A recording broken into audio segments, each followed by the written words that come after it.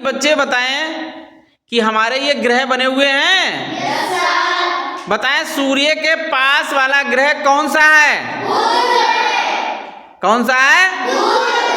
Very good. देखो बुध सबसे सूर्य के पास वाला ग्रह है। ठीक है, बताओ ऐसा ग्रह कौन सा है जिस पर हम रह सकते हैं, सांस ले सकते हैं, जीव? पृथ्वी। और नीला ग्रह किसे कहते हैं? पृथ्वी। कोई बच्चा बताया जिस पर सबसे ज्यादा तांबा पाया जाता है वो कौन सा ग्रह है? मंगल ग्रह। वेरी गुड, बहुत अच्छा। अच्छा बताएं ग्रहों में सबसे बड़ा ग्रह कौन सा है?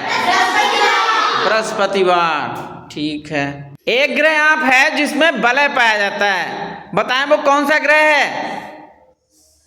बोले शनि।